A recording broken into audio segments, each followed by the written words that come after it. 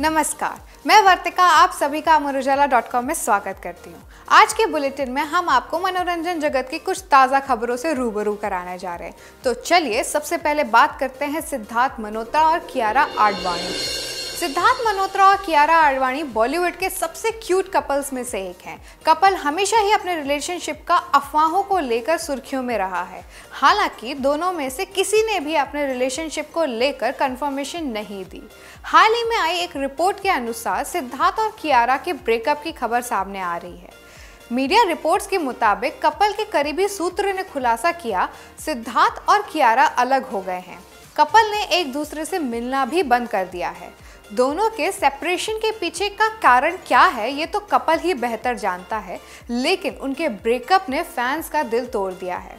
सूत्र ने आगे बताते हुए कहा, सिद्धार्थ और कियारा का बॉन्ड काफ़ी स्ट्रॉन्ग था और एक वक्त तो ऐसा था जब सबको लगता था कि दोनों शादी के बंधन में बंधने जाएंगे, लेकिन किस्मत को तो कुछ और ही मंजूर था। पता नहीं दोनों के बीच क्या गलत हुआ, लेकिन हम आशा करते हैं कि अगर ठीक होने की कोई भी संभावना हो तो वो जल्द ही ठीक हो जाए और दोनों साथ में आ जाएं। अब बात करते हैं विल स्मिथ की। ऑस्कर 2022 में कॉमेडियन क्रिस रॉक को थप्पड़ मारने के बाद विल स्मिथ मीडिया की नज़रों से गायब थे। दुनिया भर में विल स्मिथ को लेकर चर्चा हो रही है और वह मुंबई में समय बिता रहे हैं। जी हाँ, विल स्मिथ को आज यानी 23 अप्रैल को मुंबई के कलीना एयरपोर्ट पर देखा गया। विल इस प्राइवेट एयरपोर्ट से वापस यूएस जाते नजर आए। कहा जा रहा है कि विल स्मिथ के साथ एयरपोर्ट पर इस्कॉन से जुड़ा एक शख्स था। सुनने में आया है कि विल स्मिथ महाराष्ट्र के वाड़ा में स्थित श्री श्री राधा वृंदावन विहार में थे। यहाँ वह 3 दिनों तक रहे। विल स्मिथ काफ़ी आध्यात्मिक इंसान हैं। पहले भी वह भारत आ चुके हैं, साथ ही सद्गुरु से भी मिल चुके हैं। विल ने भगवत गीता पर अपने विचारों को मोटिवेशनल स्पीकर जय शेट्टी के साथ शेयर किया था। उनका यह वीडियो काफ़ी पॉपुलर हुआ था। अब बात करते हैं बॉलीवुड एक्ट्रेस ईशा कोप्पिकर की। ईशा कोप्पिकर को अपने शुरुआती करियर में कास्टिंग काउच का सामना करना पड़ा था। एक्ट्रेस ने इस बात की जानकारी एक इंटरव्यू में दी। ईशा ने बताया कि एक एक्टर ने मुझे अकेले मिलने के लिए बुलाया था। इसके लिए उन्होंने मना कर दिया, जिसके बाद उनके जीवन में इसका बुरा असर पड़ा था। ईशा ने इंटरव्यू में बताया, मिड 2000 की बात है, इंडस्ट्री के एक जाने माने प्रोड्यूसर ने मुझे बुलाया था। इस मीटिंग के दौरान उन्होंने मुझे कहा कि तुम्हें हीरो के गुड बुक में होना है। मुझे कुछ समझ नहीं आया कि उनका क्या मतलब है, तो मैंने हीरो को ही कॉल कर लिया। उसने मुझे अकेले आकर मिलने के लिए कहा। उस समय उन पर बेवफाई का इल्ज़ाम लगा था।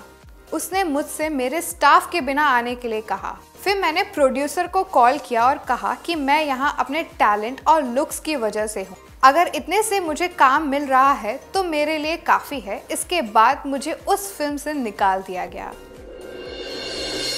अब बात करते हैं संजू भाई की। बॉलीवुड स्टार संजय दत्त की फिल्म KGF चैप्टर 2 हाल ही में रिलीज हुई है। इस फिल्म के जरिए संजय ने कन्नड़ सिनेमा में अपनी शुरुआत की। फिल्म की सफलता को लेकर संजय दत्त बहुत खुश हैं। इसको लेकर शनिवार को अभिनेता ने कहा, हर बार एक समय में एक ऐसी फिल्म की तलाश करता हूँ जो मुझे मेरे कंफर्ट जोन से बाहर निकाल दे।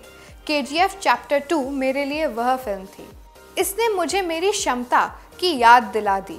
इसके बारे में कुछ ऐसा महसूस हुआ कि मैं कह सकता था, मुझे बहुत मज़ा आया।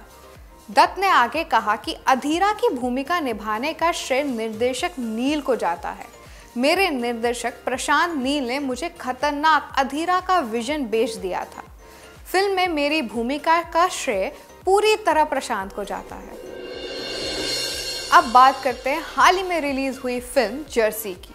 फिल्म कबीर सिंह के हीरो शाहिद कपूर की नई फिल्म जर्सी ऐसे समय पर रिलीज हुई है जब बॉक्स ऑफिस पर कन्नड़ फिल्म KGF 2 का तूफान छाया हुआ है। शाहिद कपूर की जर्सी का पहले दिन का वर्ल्ड वाइड कलेक्शन शुरुआती आंकड़ों के हिसाब से करीब 7.10 करोड़ रुपए माना जा रहा है। घरेलू बॉक्स ऑफिस पर रिलीज के पहले दिन इसने करीब 4.70 करोड़ रुपए का नेट कारोबार किया है। फिल्म का पहले दिन का घरेलू ग्रॉस कलेक्शन 5.90 करोड़ रुपए और विदेश में फिल्म की कमाई करीब 1.20 करोड़ रुपए रही। फिल्म की IMDb रेटिंग रिलीज के दिन 8.3 तक पहुंच चुकी है और फिल्म देखकर निकल रहे लोगों की तारीफ के सहारे अगर फिल्म का शनिवार और रविवार का बॉक्स ऑफिस कलेक्शन सुधरा तो फिल्म का बेड़ा पार हो सकता है। तो यही समाप्त होती है हमारी मनोरंजन जगत की खबरें। कल आपसे फिर मुलाकात होगी, तब तक के लिए नमस्कार।